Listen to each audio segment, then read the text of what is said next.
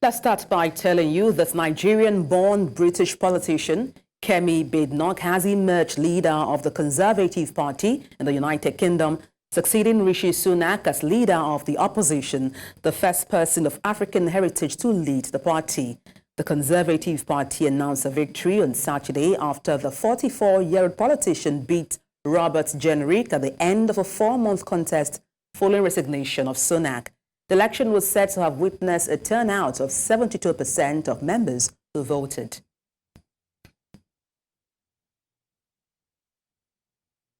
What stands before us is tough but simple.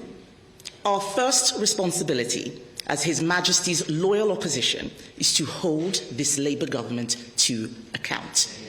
Second is no less important. It is to prepare over the course of the next few years for government, to ensure that by the time of the next election, we have not just a clear set of Conservative pledges that appeal to the British people, but a clear plan for how to implement them.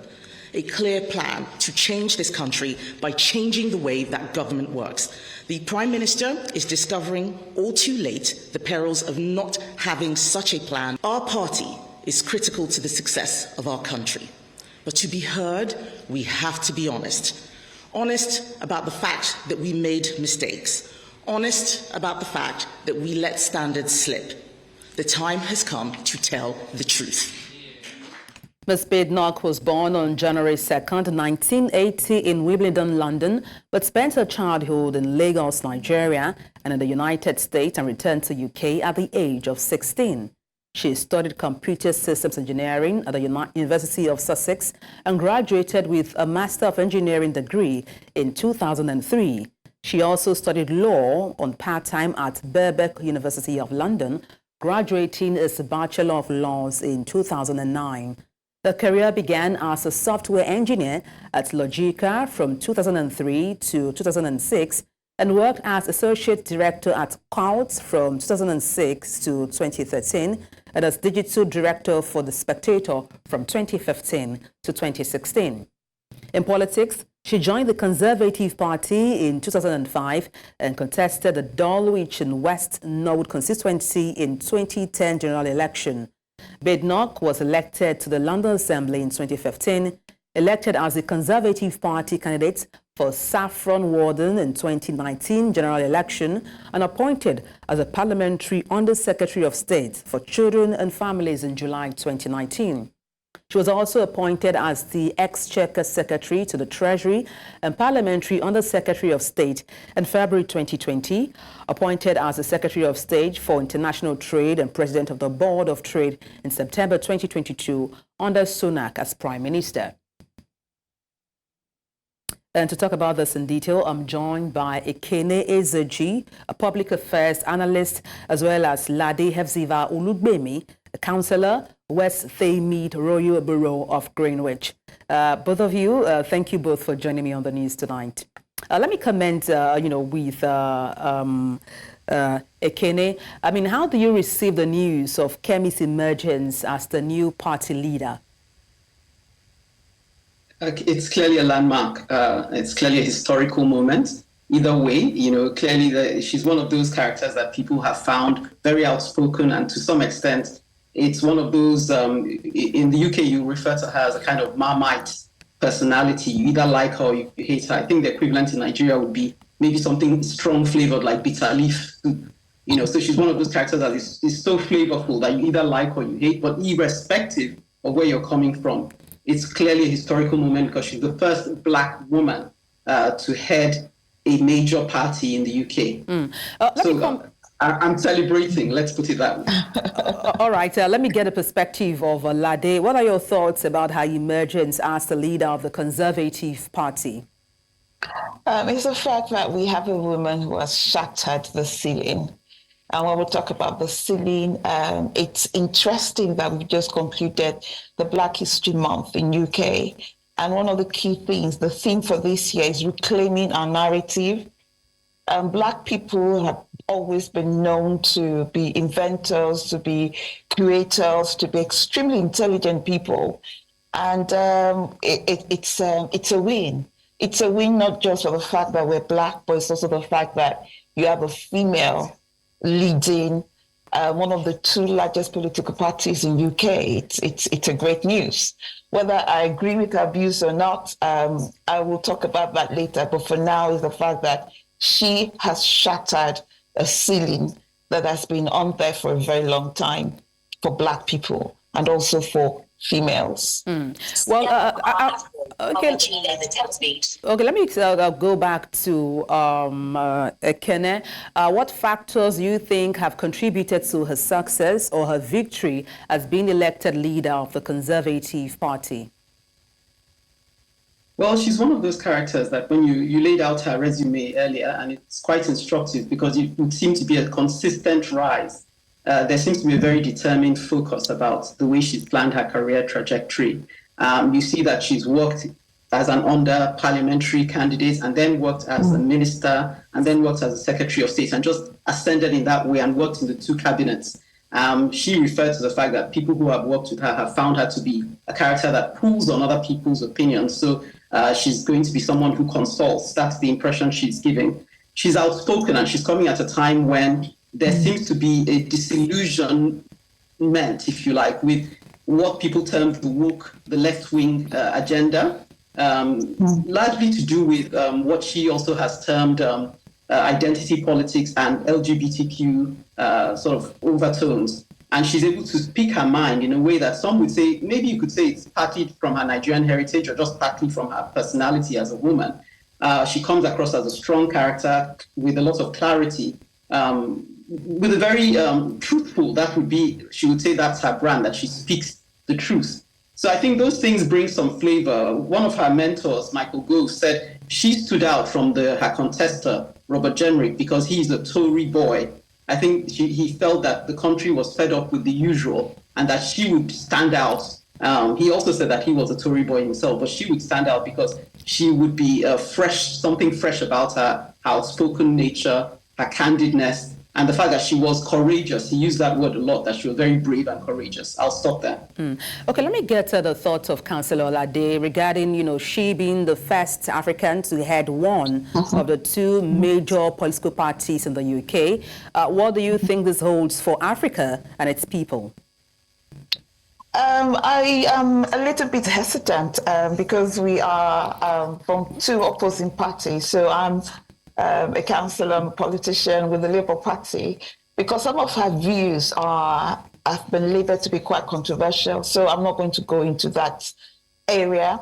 But for me, it's more around the fact that the trajectory and the narrative changes a little bit.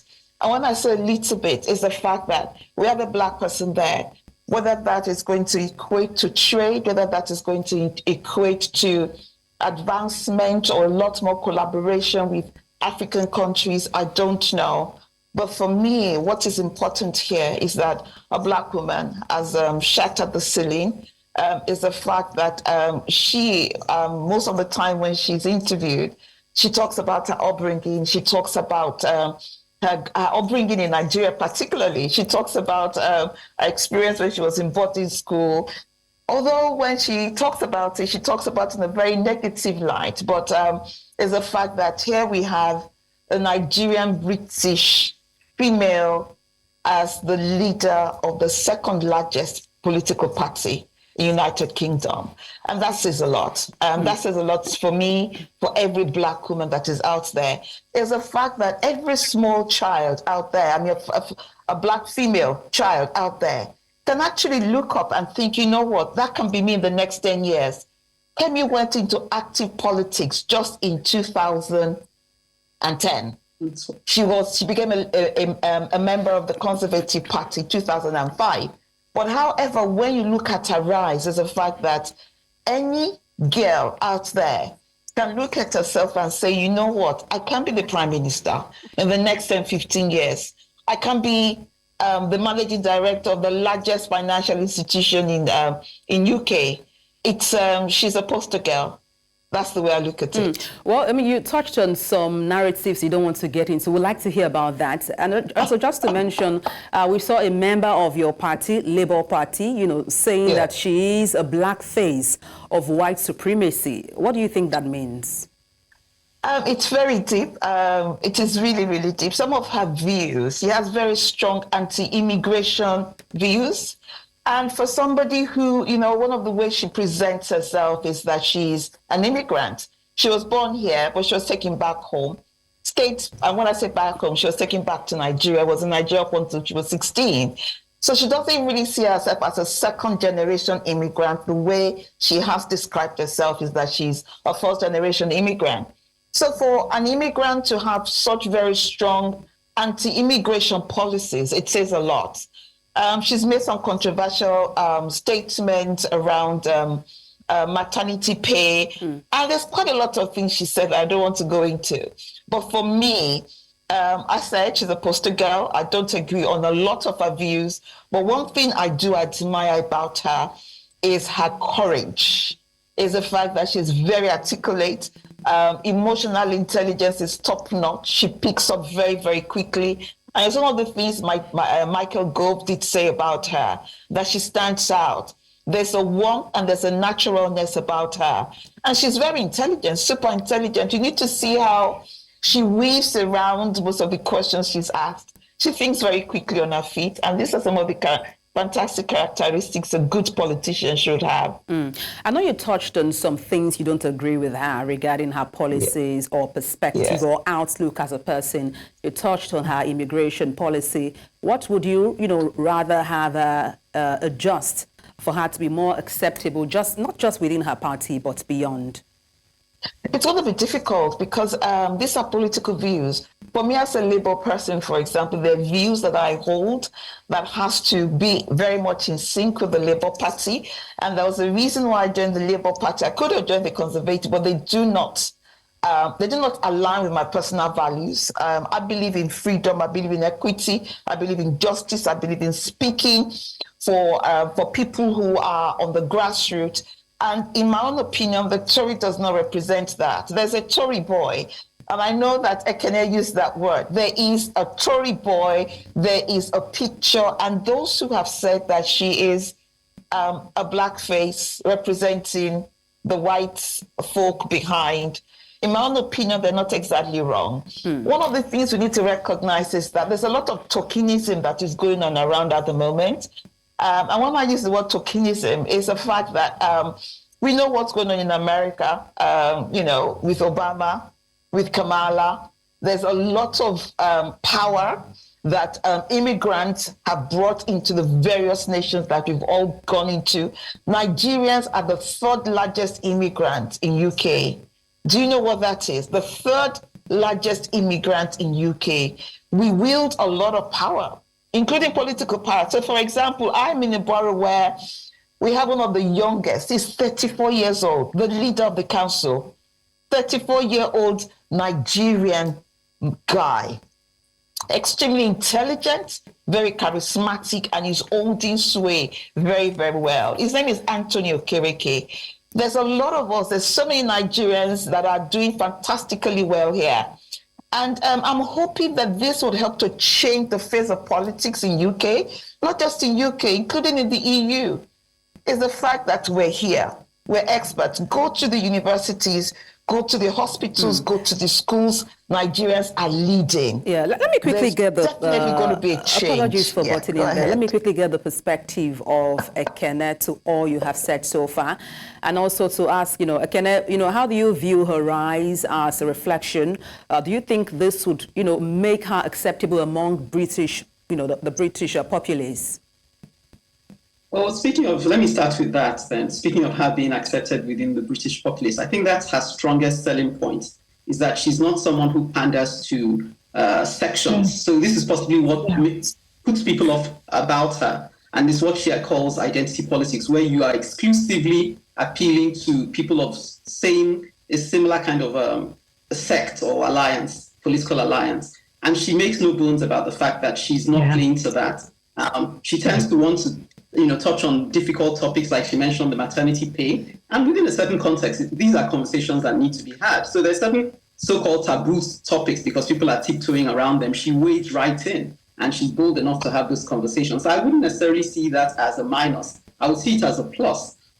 So I feel that because she's able to engage and because she doesn't play that card of I'm a Black woman, she wants to make herself someone she sees herself. And you can see actually in the way she's assimilated herself into the political sphere. She's been in England for a shorter period than I've been in England as a British Nigerian. And yet she has the confidence to put herself forward to represent the nation. I feel that can only happen because she holds herself to the same standard she exacts, which is that everybody should see culture as something that integrates everyone and not something that you have, exclusive, silos. And she's working hard to break that down because that's a significant challenge, whether people are prepared, whether the Labour Party or other parties are prepared to face it or not. Immigration is a very serious issue. And you're going to have those conversations one way or the other. She does admit that she does get it wrong. She's a human being after all, but she's not afraid to have those conversations in an honest, sincere, and to tell you where she's coming from. So from that perspective, I would say that is her strongest point. Well, in line of all you said regarding her track record, her career so far, trajectory, do you think, she can, in future, become the Prime Minister of UK? Well, someone I know who works closely with her, who works in the Conservative Party, a Nigerian as well, has said that she can because of the courage she demonstrates, but only if she manages to unite the party, because currently the biggest problem bedeviling the Conservative Party is the infighting. Yeah. But she has so far in the interviews she's hosted, she's expressed that. She said even in her campaign leading up to this victory, she didn't target any of the contestants. She focused on the positives. And that's the way she wants to go forward. So if she manages to unite the party behind her, that would be a significant feat because, as you can see, she looks different, she sounds different. So if she manages to galvanize everyone behind her vision, then know that she not only talks, she actually walks it. Let me come to Lade now. Lade, what are your thoughts on her, odds or, in favor of her being the next Prime Minister, possibly, of the UK? I was extremely impressed with her speech, acceptance speech. It said a lot, and I totally agree with what Ekene just said now. She looks to me like the type of person who will unite the party together. There's been a lot of infighting even before this latest leadership tussle that they've had. Since Rishi became Prime Minister, from what I've heard, there's been lots of infighting. But her speech, her acceptance speech this evening or afternoon was extremely broad, very, very welcoming, very acknowledging of the work other people have put in. Is the fact that she went into bits and pieces and she was very conscious. That, for me, is the speech of a leader who is going to switch on the role this time around of her maternal skills, uniting people together. And that's one thing good women do. Good women would look out to make sure that the house remains the same. So I'm hoping that, and one other bit that I like that she said is the fact that she wants to unite the Conservative Party so that they can hold the Labour Party to account. And that's the beauty of democracy. We're not in a unitary type of politics where there's only one party ruling. Of course, we want to be held to account. I think it's a beautiful thing when the Tory party can call us, can call the Labour Party into attention and said, you promised this. You said you were going to do this. You're going off. Can you come back now? And that's what you call the critical friend and the ability for you to have another person scrutinizing your policies, your procedure. It's really nice. But for me, I was extremely impressed with her speech. Indeed. Thank you so much. Lade Hefsiba Olugbemi, Councillor, West Taste-Mead Royal Borough, as well as Ekene Ezeji, Public Affairs Analyst. Many thanks indeed for your time. Thank you for having us. Thank you. Thank you.